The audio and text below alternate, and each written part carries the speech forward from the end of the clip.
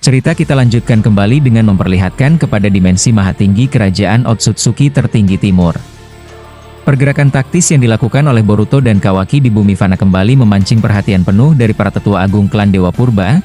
Kemudian di posisi altar perak terlihat visualisasi pertarungan tersebut memancarkan riak gelombang cakra yang kian pekat di permukaan cermin dojutsu raksasa milik mereka. Tetua agung yang berada di posisi tengah menyaksikan itu berkata, "Lihatlah bagaimana anak Fana pemilik Jogan itu mencoba memanipulasi ruang luar menggunakan sisa energi spiritualnya. Sungguh sebuah pemandangan yang sangat menarik, akan tetapi tindakan mereka tetap saja tidak akan bisa mengubah takdir kehancuran ekosistem bumi jika faksi Shibai melepaskan realitas makro." Tetua yang berada di posisi sebelah kanan kemudian membalas perkataan itu dengan berkata, "Benar sekali. Rupanya konflik di planet rendahan ini mulai memasuki tahapan kronologi yang sangat krusial. Alhasil kita harus terus mempertahankan pandangan kosmis kita dari tahta timur ini sebab gesekan energi ini berpotensi memicu alarm peringatan otomatis dari negara kasta langit yang selama ini mengawasi dimensi atas Fana tersebut.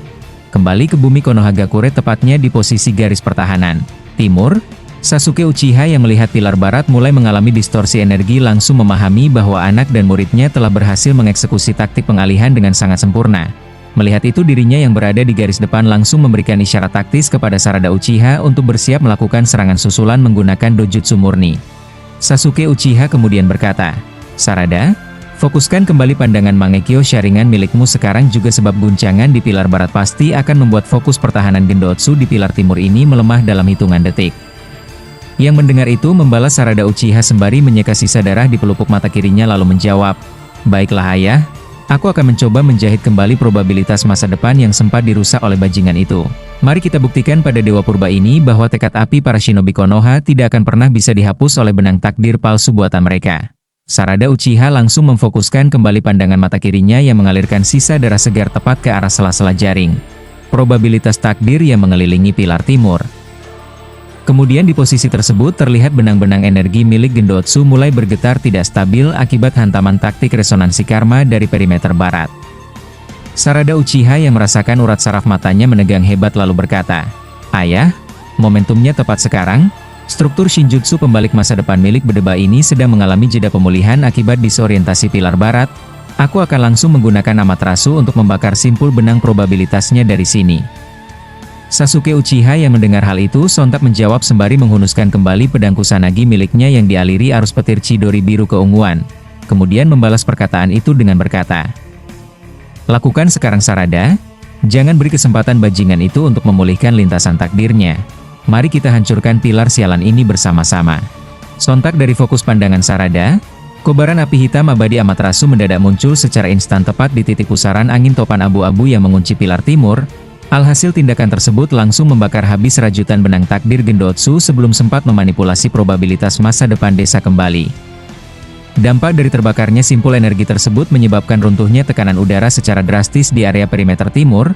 Alhasil Sasuke Uchiha langsung melesat maju bagai kilat dengan tebakan sudut tebasan dojutsu murni guna memotong pasokan inti cakra pilar tersebut hingga dinding pelindung emasnya retak besar. Gendotsu yang merasakan hancurnya rajutan waktu miliknya dari dalam kepompong kristal hitam luar angkasa langsung terkejut. Sebab akibat dari patahnya benang probabilitas tersebut membuat kesadaran batinnya terlempar mundur beberapa sekon dari garis waktu utama. Mendengar jeritan batin Gendotsu yang tersambung lewat harmonisasi kosmis, Shinotsu yang memimpin faksi jalaran pengikut Shibai di langit timur kemudian berkata, "Sialan. Rupanya dua manusia Fana klan Uchiha itu memiliki nekat yang luar biasa untuk membakar jaring probabilitas milik Gendotsu menggunakan api spiritual rendahan. Benar-benar makhluk menjijikan yang penuh dengan kejutan merepotkan." Yamiotsu yang mendengar itu membalas perkataan itu dengan berkata, "Sudah kubilang dari awal bahwa membiarkan mereka menyusun pertahanan adalah kebodohan besar. Begitu rupanya ya. Kalau begitu pendaratan fisikku di pilar utara tidak boleh ditunda lagi. Akan kuhisap seluruh esensi organik planet Fana ini hingga mereka mati kekeringan dalam abu." Takaotsu setelahnya menjawab perkataan itu dengan berkata, "Baiklah, aku akan membantu menyalurkan sisa Shinjutsu pembalik realitas milikku dari pilar barat untuk menutupi celah dimensi yang dibuka oleh bocah pemilik Jogan itu agar koordinat pendaratan kita tidak bergeser ke tahta timur." Sementara itu di sisi yang lain tepatnya di posisi dimensi maha tinggi kerajaan Otsutsuki tertinggi timur, para leluhur kuno klan dewa yang duduk mematung di atas singgasana perak menyaksikan kronologi runtuhnya dua pilar pertahanan faksi Shibai tersebut dengan ekspresi kesal yang mulai nampak di balik bayangan jubah kosmis mereka. Kemudian di posisi altar utama terlihat pancaran warna merah darah dari prasasti kuno semakin menyala tajam, alhasil seluruh ruangan aula suci berguncang konstan. Tetua Agung yang berada di posisi tengah lalu berkata, rupanya para pelayan Shiba itu mulai terdesak oleh taktik dojutsu Fana milik para shinobi bumi. Sungguh memalukan melihat klan Dewa Purba direpotkan oleh keturunan Fana dari Hagoromo yang sejatinya hanyalah serpihan kecil dari genetik klan kita.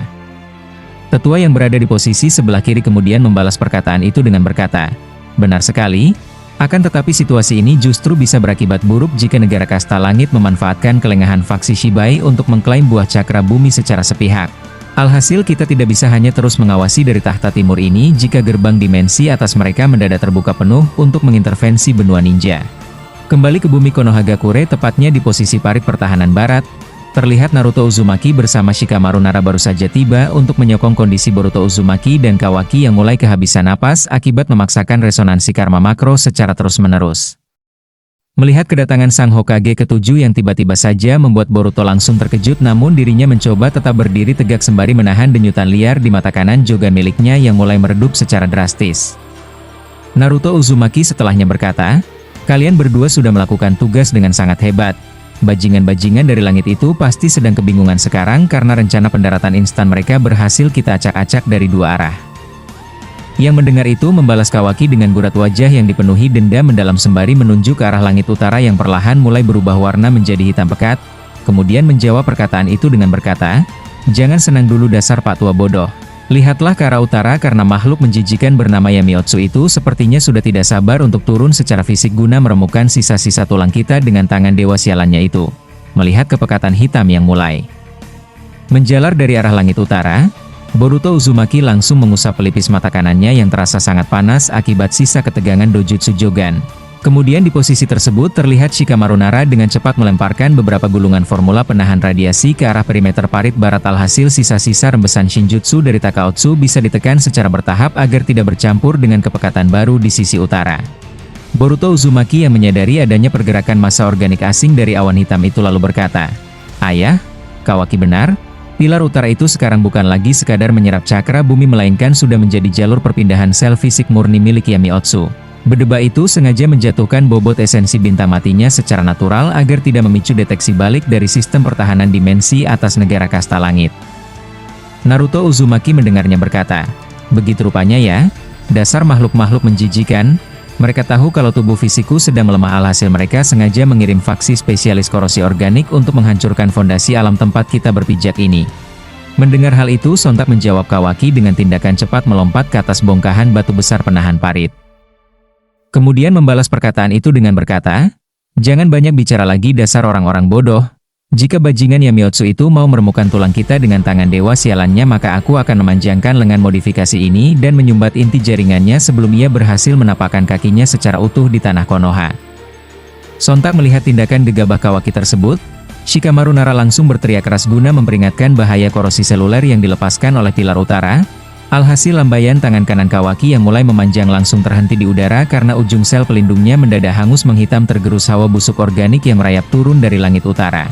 Sementara itu di sisi yang lain, tepatnya di posisi dimensi maha tinggi kerajaan Otsutsuki tertinggi timur, pergerakan lambat Yamiotsu yang mulai memindahkan wujud fisiknya ke bumi terpancar sangat jelas di permukaan cermin dojutsu raksasa milik para tetua purba klan dewa. Kemudian di posisi singgasananya tampak salah satu leluhur kuno yang memiliki lingkaran cincin Shinjutsu di punggungnya mulai menggerakkan jemarinya yang panjang, alhasil visualisasi bumi berganti menampilkan koordinat perbatasan negara kasta langit yang anti kiamat. Tetua Agung tersebut menyaksikan itu berkata, keputusasaan Yamiotsu untuk turun secara fisik ke planet rendahan itu adalah akibat dari ketakutannya terhadap pergerakan tahta timur kita. Dasar pengikut Shibai yang tidak sabaran, dia tidak sadar bahwa manifestasi fisiknya justru akan mempercepat matangnya buah cakra palsu yang sedang diredam oleh wadah Momoshiki tersebut. Tetua yang berada di posisi sebelah kanan kemudian membalas perkataan itu dengan berkata, benar sekali. Akan tetapi tindakan nekat Yamiotsu ini pasti akan memancing reaksi spontan dari armada pelindung negara kasta langit yang tidak akan sudi melihat dimensi fana bawah dikuasai sepenuhnya oleh faksi bayangan Shibai. Alhasil kita harus tetap menahan diri di tahta timur ini sembari mempersiapkan Shinjutsu pembalik realitas makro jika situasi di benua ninja mendadak berubah menjadi perang kosmis terbuka. Kembali ke bumi Konohagakure, tepatnya di posisi garis pertahanan timur, Sasuke Uchiha bersama Sarada Uchiha yang baru saja berhasil meretakkan pilar milik Gendotsu langsung mengalihkan pandangan tajam mereka ke arah parit utara yang kini mulai mengeluarkan kepulan asap belerang hijau pekat. Melihat itu, Sasuke Uchiha yang berada di depan langsung menggunakan mata rinnegan miliknya untuk mendeteksi kepadatan sel Dewa Purba yang sedang merayap turun membelah atmosfer desa. Sasuke Uchiha kemudian berkata, "Sarada, hubungi divisi barat menggunakan sisa kemampuan komunikasi klan Yamanaka sekarang juga. Katakan pada Boruto bahwa pendaratan fisik Yamiotsu ini bukan lagi sekadar ancaman ilusi takdir melainkan sebuah invasi biologis yang bisa melenyapkan seluruh sel hidup dalam radius 10 km jika tubuh Dewa Sialan itu menyentuh tanah fana kita." Mendengar itu, Sarada Uchiha sembari menahan rasa sakit di mata kirinya lalu menjawab, "Baiklah ayah, aku akan mencoba mengirimkan sinyal visual Mangekyo Sharingan milikku langsung ke dalam kesadaran batin Boruto. Mari kita berharap kepada Boruto itu bisa membuka celah dimensi Jogan sekali lagi untuk membuang massa organik itu kembali keluar angkasa sebelum terlambat." Sarada Uchiha langsung mengatupkan kedua kelopak matanya, demi memusatkan sisa pasokan cakra spiritual ke saraf optik kiri.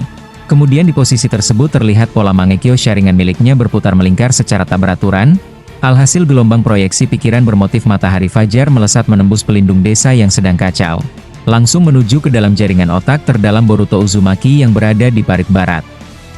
Boruto Uzumaki yang menyaksikan bayangan peringatan dari Sarada mendadak muncul di dalam benaknya.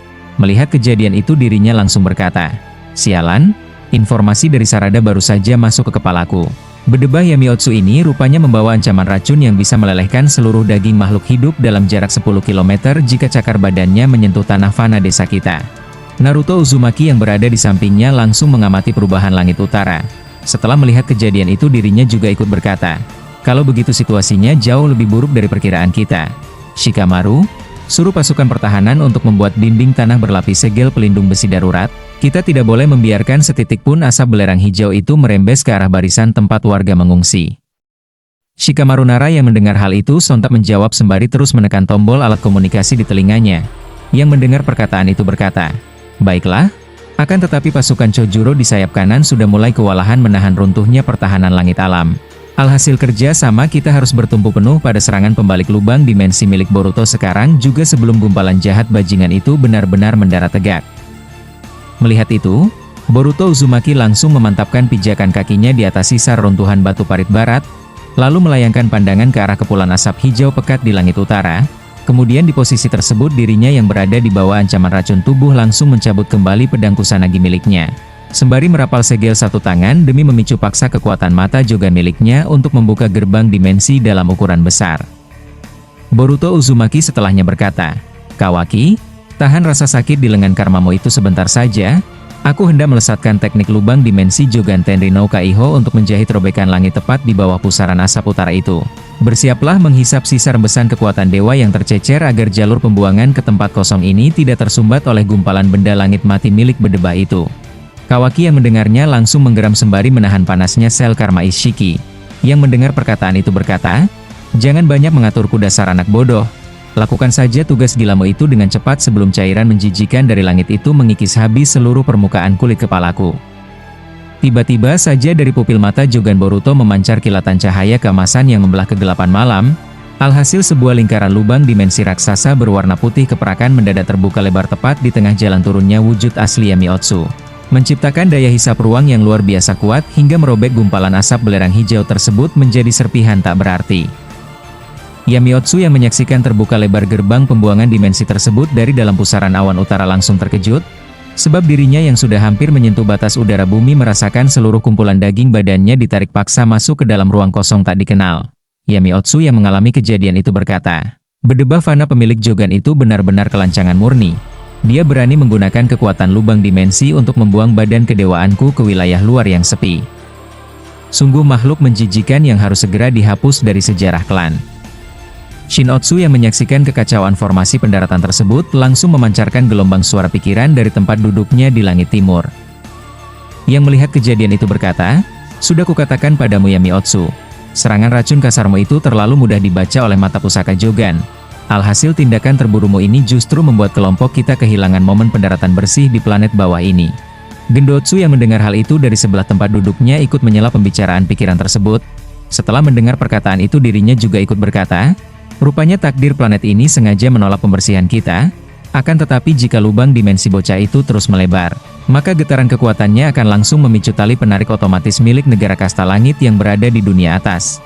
Sementara itu di sisi yang lain, tepatnya di posisi dunia maha tinggi kerajaan Otsutsuki tertinggi timur, pancaran cahaya dari teknik Tenri no Kaiho milik Boruto terlihat sangat terang di permukaan cermin mata raksasa milik para leluhur kuno. Alhasil beberapa tetua purba yang mengenakan jubah keabadian mulai menunjukkan wajah tidak setuju terhadap perkembangan pertempuran di bumi bawah. Tetua Agung yang berada di posisi tengah menyaksikan kejadian itu dengan seksama pada layar cermin raksasa. Kemudian Tetua Agung yang menyaksikan itu berkata, anak fana itu memiliki kendali lubang dimensi yang cukup berbahaya untuk ukuran makhluk rendahan.